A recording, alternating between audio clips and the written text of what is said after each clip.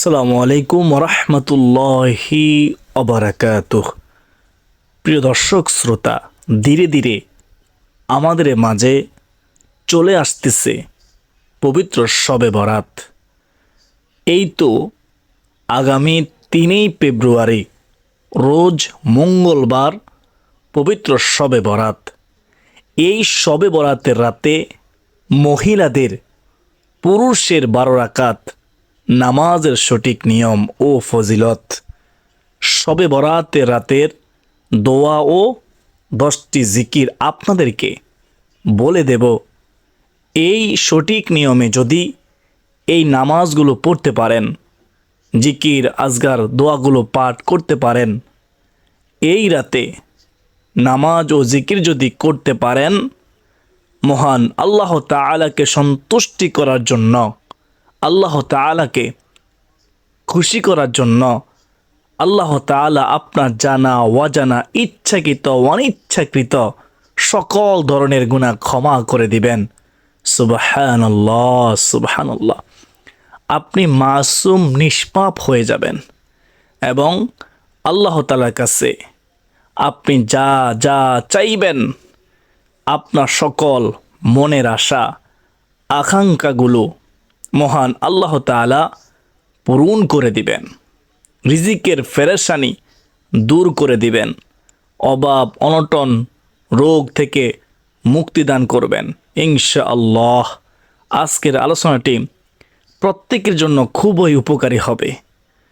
প্রিয় দর্শক শ্রোতা, প্রথমে জানব 10টি জিকির ও ফজিলত, তারপর 12 রাকাত নামাজের সঠিক নিয়ম ও নামাজের ফজিলত আপনাদেরকে জানাবো ইনশাআল্লাহ।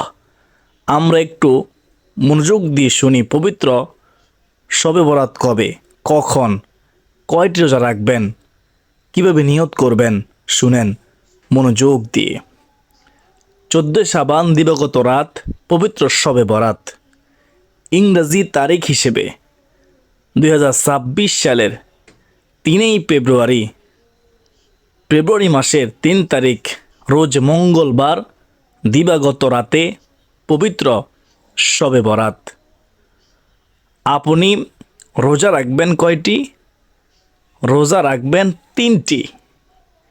আমরা রবিবার ভোর রাতে সেহরি খাব, সোমবারে 1টি রোজা রাখব, মঙ্গলবারে 1টি রোজা রাখব, বুধবারে 1টি রোজা রাখব, মোট 3টি রোজা।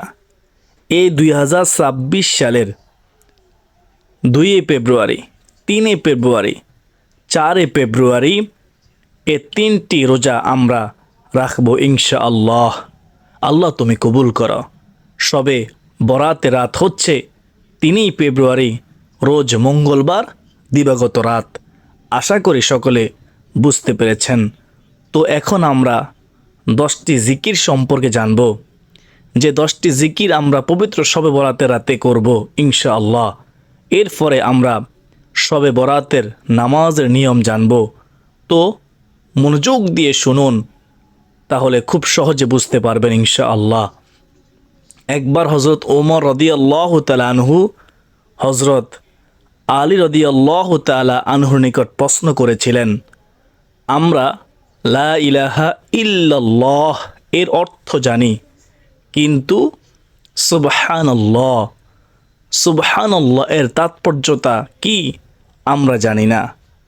তখন হযরত আলী রাদিয়াল্লাহু তাআলা আনহু জবাব দিয়েছিলেন, আল্লাহ তাআলা এই বাক্যটি নিজের জন্য পছন্দ করেছেন, তিনি এই বাক্যটি দ্বারা সন্তুষ্ট হন। সুবহানাল্লাহ।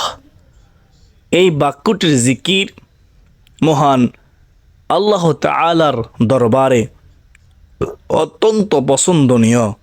অর্থাৎ যে ব্যক্তি সুবহানাল্লাহ জিকির করে তার প্রতি আল্লাহ রব্বুল আলামিন সন্তুষ্ট থাকেন, খুশি থাকেন। হযরত ইবনে আবি ওয়াক্কাস রাদিয়াল্লাহু তাআলা আনহু বলেন, আমরা রাসূলুল্লাহ সাল্লাল্লাহু আলাইহি ওয়াসাল্লামের নিকট ছিলাম। তিনি বললেন, তোমাদের কোনো ব্যক্তি কি প্রত্যেক দিন 1000 নেকি অর্জন করতে সক্ষম? কেউ কি পারবে? তার মধ্যে একজন বললেন, ইয়া রাসূলুল্লাহ, ইয়া হাবিব আল্লাহ, নবী গো, আমাদের মধ্যে কোন ব্যক্তি কিভাবে 1000 নেকি অর্জন করবে?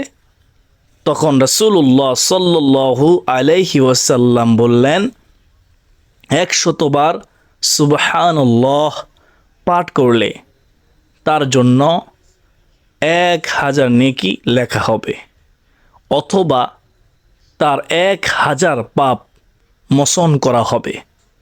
সুবহানাল্লাহ।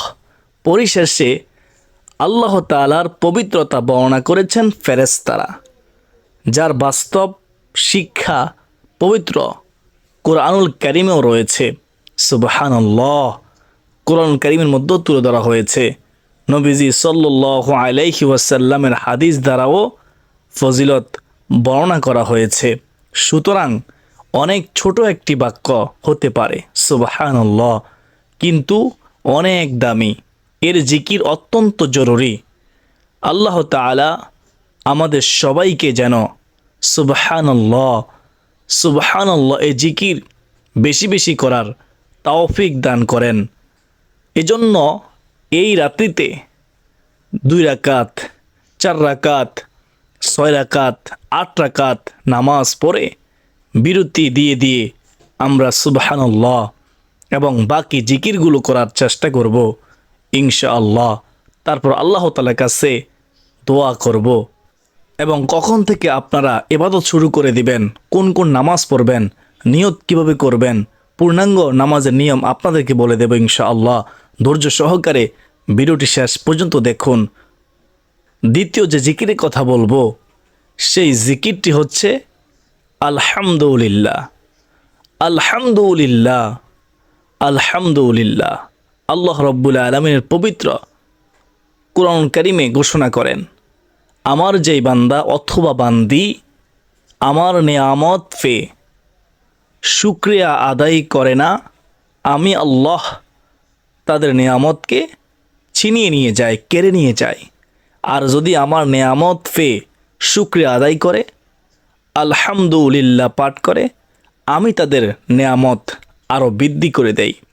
তাই বেহেশতের পথের ইউটিউব চ্যানেলের প্রিয় দর্শক, যখনই আমরা আল্লাহ তাআলার নেয়ামত ভোগ করব, তখনই আমরা বলবো আলহামদুলিল্লাহ। তাছাড়া আলহামদুলিল্লাহ আমরা বেশি বেশি জিকির করার চেষ্টা করব। হাসরের ময়দানে মিজানের পাল্লাকে ভারী করে দেবে ইনশাআল্লাহ আজ্জা ওয়া জাল্লা। তাই আমরা বেশি বেশি পরিমাণে আলহামদুলিল্লাহ সবসময় পড়ার চেষ্টা করব ইনশাআল্লাহ। প্রিয় দর্শক, তৃতীয় নম্বর যে জিকিরের কথা বলবো, সেই জিকিরটি হচ্ছে লা ইলাহা ইল্লাল্লাহ। লা ইলাহা ইল্লাল্লাহ। এই জিকিরের ফজিলত সম্পর্কে হাদিসে এসেছে, হযরত মুআজ রাদিয়াল্লাহু তাআলা আনহু বলেন, নবীজি সাল্লাল্লাহু আলাইহি ওয়াসাল্লাম বলেছেন, যে ব্যক্তি খালেস অন্তরে একনিষ্ঠতার সঙ্গে লা ইলাহা ইল্লাল্লাহ, লা ইলাহা ইল্লাল্লাহ বলবে, সে জান্নাতে প্রবেশ করবে। সুবহানাল্লাহ সুবহানাল্লাহ। হযরত আনাস রাদিয়াল্লাহু তাআলা আনহু তিনি বর্ণনা করেন, নবীজি তিনি বলেছেন, যে ব্যক্তি একবার আল্লাহ তাআলাকে সন্তুষ্টি করার জন্য, খুশি করার জন্য লা ইলাহা ইল্লাল্লাহ মন থেকে বলবে, কিয়ামতের দিন সে এমনভাবে উপস্থিত হবে যে তার উপর জাহান্নাম হারাম হয়ে গিয়েছে। সুবহানাল্লাহ সুবহানাল্লাহ। হযরত আনাস রাদিয়াল্লাহু তাআলা আনহু তিনি বলেন, নবীজি সাল্লাল্লাহু আলাইহি ওয়াসাল্লাম বলেছেন, কিয়ামতের দিন আল্লাহ তাআলা বলবেন, হে মুহাম্মদ, সৃষ্টির মধ্য হতে আপনার উম্মতের মধ্যকার এমন ব্যক্তিকে জান্নাতে প্রবেশ করান, যে ব্যক্তি একদিন হলেও ইখলাসের সঙ্গে এ সাক্ষ্য দিয়েছে যে আল্লাহ তাআলা ছাড়া কোনো ইলাহ নেই, লা ইলাহা ইল্লাল্লাহ বলেছে, আল্লাহ তাআলা ছাড়া কোনো উপাস্য নেই বলেছে, আর সে এর উপর মৃত্যুবরণ করেছে, তাকে নিয়ে তুমি জান্নাতে প্রবেশ করো। সুবহানাল্লাহ, সুবহানাল্লাহ। বেহেশতের পথের ইউটিউব চ্যানেল সুপ্রদর্শক, আমরা দেখতে পেলাম যে লা ইলাহা ইল্লাল্লাহ এর ফজিলত কত মর্যাদা সম্পূর্ণ একটি জিকির। আল্লাহ তাআলা আমাদের সবাইকে এই লা ইলাহা ইল্লাল্লাহ এই জিকির পবিত্র শবে বরাত রাতে বিশেষ করে সবসময় পাঠ করার তৌফিক দান করুন, আমিন। 4 নম্বর জিকিরটি হচ্ছে সুবহানাল্লাহ ওয়ালহামদুলিল্লাহ ওয়ালা ইলাহা ইল্লাল্লাহ ওয়াল্লাহু আকবার। এই কালিমাগুলো আল্লাহ তাআলার নিকট অধিক প্রিয় এবং নবীজি সাল্লাল্লাহু আলাইহি ওয়াসাল্লাম বলেন, পৃথিবীর সমস্ত জিনিসের চাইতে এগুলো আমার কাছে অনেক অনেক দামি, অনেক প্রিয়। এজন্য এই 4টি কালিমা একসঙ্গে আমরা পাঠ করব ইনশাআল্লাহ। সুবহানাল্লাহ ওয়ালহামদুলিল্লাহ ওয়ালা ইলাহা ইল্লাল্লাহু ওয়াল্লাহু আকবার। 5 নম্বর জিকিরটি হচ্ছে সুবহানাল্লাহি ওয়া বিহামদিহি। সুবহানাল্লাহি ওয়া বিহামদিহি। নবীজি সাল্লাল্লাহু আলাইহি ওয়াসাল্লাম তিনি বলেন, যে ব্যক্তি সুবহানাল্লাহি ওয়া বিহামদিহি প্রতিদিন 100 বার পাঠ করবে, সমুদ্রের ফেনা পরিমাণও সগীরা গুনাহ থাকলেও তার গুনাহ আল্লাহ তাআলা ক্ষমা করে দিবেন। সুবহানাল্লাহ। এজন্য সুবহানাল্লাহি ওয়া বিহামদিহি পবিত্র শবে বরাতের রাত্রিতে, সম্মানিত রাত্রিতে আমরা বেশি বেশি পাঠ করার চেষ্টা করব ইনশাআল্লাহ। 7 নম্বর জিকিরটি হচ্ছে সুবহানাল্লাহি ওয়া বিহামদিহি সুবহানাল্লাহিল আযীম। এর জিকির সম্পর্কে আল্লাহ রাসূল সাল্লাল্লাহু আলাইহি ওয়াসাল্লাম তিনি বলেন, সুবহানাল্লাহি ওয়া বিহামদিহি সুবহানাল্লাহিল আযীম। এই কালিমাগুলো জিহ্বার উচ্চারণে অনেক সহজ, কিন্তু মিজানের পাল্লায় অনেক অনেক বেশি ভারী হবে এবং মহান আল্লাহ রব্বুল আলামিনের নিকট অধিক প্রিয়। সুবহানাল্লাহ, সুবহানাল্লাহ, আল্লাহু আকবার। প্রিয় দর্শক, আমরা বেশি বেশি পরিমাণে সুবহানাল্লাহি ওয়া বিহামদিহি সুবহানাল্লাহিল আযীম এই জিকিরটি পাঠ করব। প্রিয় দর্শক, 8 নম্বর জিকিরটি হলো লা হাওলা ওয়ালা কুওয়াতা ইল্লা বিল্লাহ।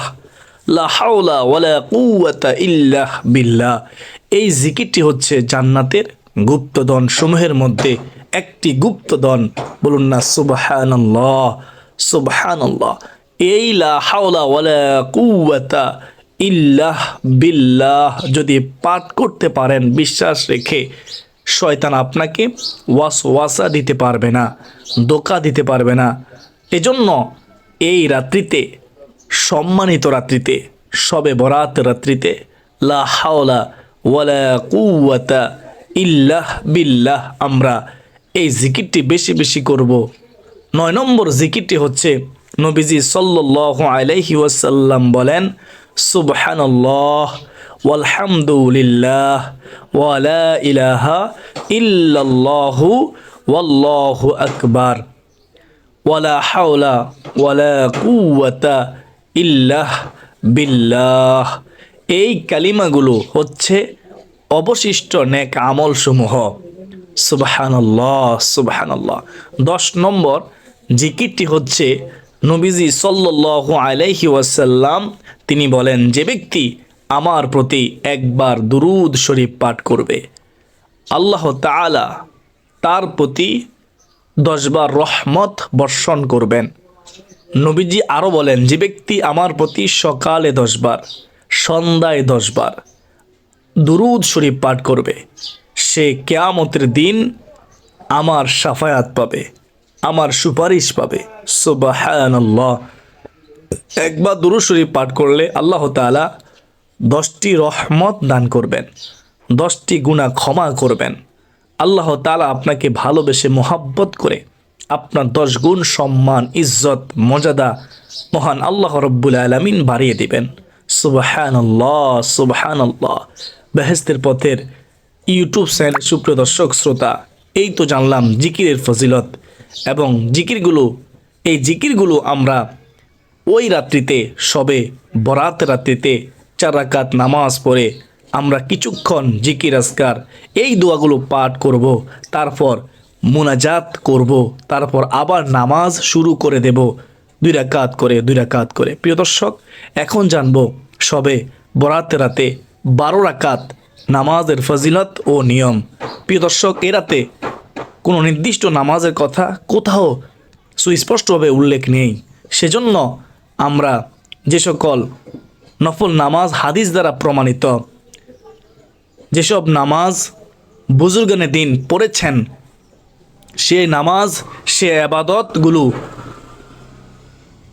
সেসব দোয়াগুলো আজ ধারাবাহিকভাবে আপনাদের সামনে তুলে ধরব, যাতে আপনাদের জন্য গোটা রাত এসব আবাদত করতে সহজ হয়। আজকে যা যা আলোচনা করব, 6 রাকাত আওয়াবিন নামাজের ফজিলত ও নিয়ম, 2 রাকাত তাওবার নামাজের ফজিলত ও নিয়ম, 2 রাকাত হাজতের নামাজের ফজিলত ও নিয়ম, 4 রাকাত সালাতুত তাসবিহ নামাজের ফজিলত ও নিয়ম।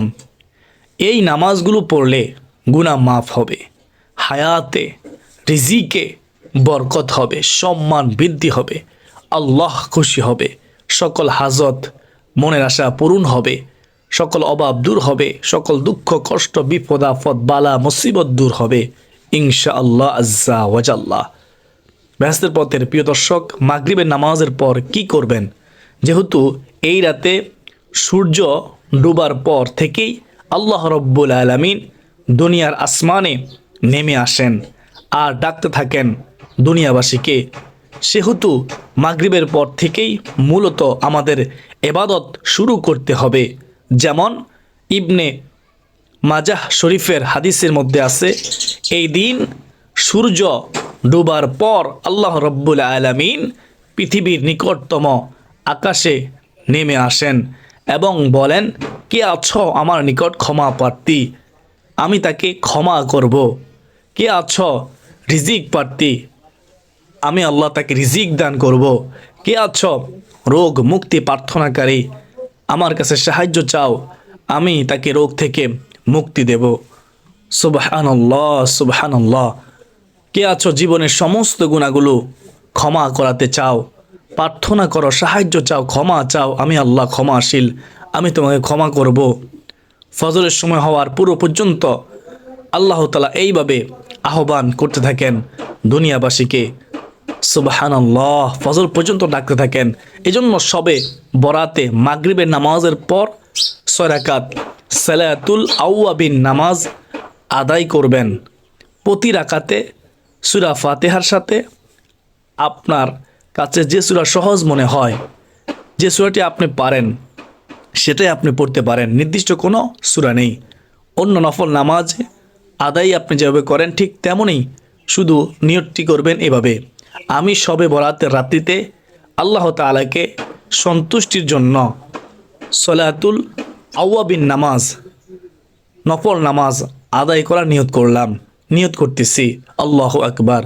2 রাকাত করে 2 রাকাত করেই আপনারা 6 রাকাত নামাজ আদায় করবেন। এই নামাজের সময় মাগরিবের ফরজ এবং সুন্নতের পর থেকে এশার নামাজের ওয়াক্ত হওয়ার আগ পর্যন্ত এই সময় এই নামাজ পড়বেন, সময় থাকে।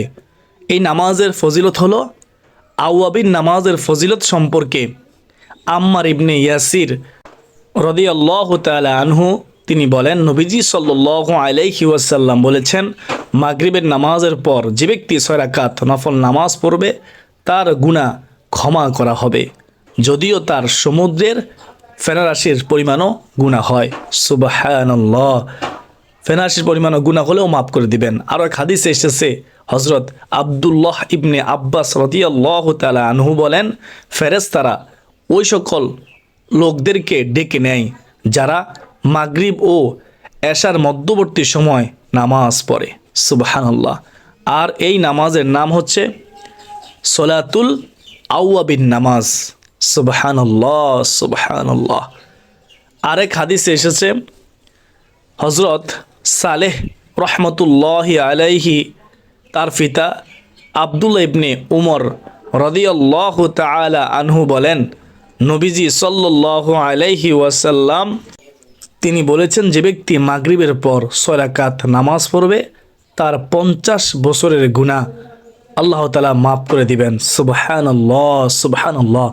আব্দুল্লাহ ইবনে আব্বাস রাদিয়াল্লাহু তাআলা আনহু বলেন, নবীজি বলেছেন, যে ব্যক্তি মাগরিবের নামাজের পর এই নামাজ পড়বে তার মর্যাদা জান্নাতের উচ্চ স্থানে হবে। সুবহানাল্লাহ, সুবহানাল্লাহ। অন্য হাদিসে এসেছে, হজরত আবু হুরায়রা রাদিয়াল্লাহু তাআলা আনহু তিনি বর্ণনা করতেছেন যে নবীজি সাল্লাল্লাহু আলাইহি ওয়াসাল্লাম রাহমাতুল লিল আলামিন নবীজি বলেছেন, যে ব্যক্তি মাগরিবের নামাজের পরে 6 রাকাত নফল নামাজ পড়ে মাঝখানে কোনো দুনিয়াবি কথা না বলে তাহলে সেটা 12 বছরের ইবাদতের সমান গণ্য হবে। সুবহানাল্লাহ, সুবহানাল্লাহ। তিরমিজি শরীফের হাদিস। প্রিয় দিনদার মুসলমান ভাই ও বোনেরা, এই নামাজের যে কত ফজিলত তা আপনারা বুঝতে পেরেছেন। সবে বরাতের রাতে আপনারা অবশ্যই এই 6 রাকাত আওয়াবিন নামাজ আপনারা আদায় করবেন ইনশাআল্লাহ। তারপর সবে বরাতের রাতে সালাতুত তাওবার নামাজ 2 রাকাত তাওবার নামাজ পড়বেন। আমাদের গুনাহ হয়ে যায়, সকল গুনাহ থেকে পবিত্র হয়ে সবে বরাতে আল্লাহ তাআলার সামনে দাঁড়াতে হবে, তাই তাওবার নামাজ পড়তে হবে। এই নামাজের নিয়ত হলো, হে আল্লাহ, আমি 2 রাকাত তাওবার নামাজ আদায় করতেছি, আল্লাহু আকবার। তারপর প্রতি রাকাতে সূরা ফাতিহার সাথে সূরা ইখলাস পড়তে পারেন, অথবা যে কোনো সূরা দিয়ে আপনি 2 রাকাত তাওবার নামাজ এই নফল নামাজ পড়তে পারেন। তারপর নিজের সমস্ত গুনাহ খাতার জন্য আল্লাহ তাআলার কাছে ক্ষমা চাইবেন, মাপ চাইবেন নামাজের শেষে মুনাজাতের মধ্যে। নবীজি সাল্লাল্লাহু আলাইহি ওয়াসাল্লাম আরও বলেছেন, যে ব্যক্তি উত্তম রূপে ওযু করে এরপর উঠে 2 রাকাত অথবা 4 রাকাত ফরজ নয় এমন সুন্নত বা নফল নামাজ উত্তম রূপে রুকু ও সেজদা করে পড়ে, এরপর সে আল্লাহ তাআলার কাছে ক্ষমা চায়, প্রার্থনা করে, সাহায্য চায়, সে ব্যক্তিকে আল্লাহ তাআলা ক্ষমা করে দেন। সুবহানাল্লাহ, তার গুনাহ মাফ হয়ে যায়। আল্লাহু আকবার কাবীরা। বেহেশতের পথের প্রিয় দর্শক শ্রোতা, এজন্য পবিত্র সবে বরাতের রাতে, সম্মানিত রাত্রিতে আমরা অবশ্যই 2 রাকাত তাওবার নামাজ পড়ব ইনশাআল্লাহ। আমরা নফল নামাজ যত রাকাত ইচ্ছে আমরা পড়ার চেষ্টা করব। অন্যান্য সময় যেভাবে নফল নামাজ আমরা আদায় করি ঠিক তেমনইভাবে এই রাতে আমরা নফল নামাজ পড়ব ইনশাআল্লাহ। নির্দিষ্ট কোনো নামাজ পবিত্র সবে বরাতের রাত্রিতে নেই, কিন্তু আমরা সালাতুল আওয়াবিন নামাজ, তাওবার নামাজ এটাতে বেশি বেশি পড়ব। আর বিশেষ করে শেষ রাতে আমরা তাহাজ্জুদের নামাজ 2 রাকাত অথবা 4 রাকাত অথবা 6 রাকাত অথবা 8 রাকাত এভাবে আমরা পড়ব 2 রাকাত করে।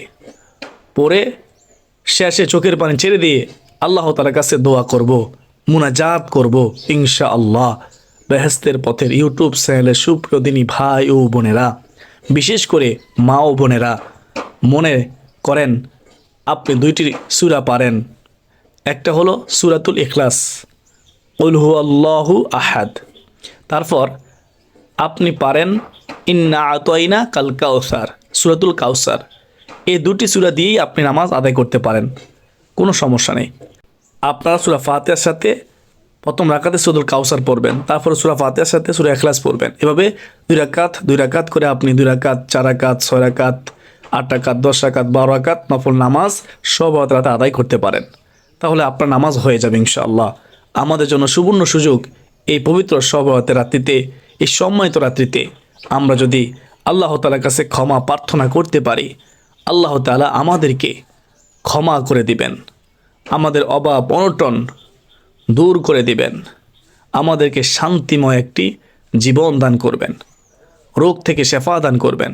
এক কথায় আল্লাহ তাআলার কাছে যা চাইব মহান আল্লাহ তাআলা তাই আমাদেরকে দান করবেন ইনশাআল্লাহ। এজন্য এখন থেকে প্রস্তুতি গ্রহণ করতে হবে। শবে বরাতে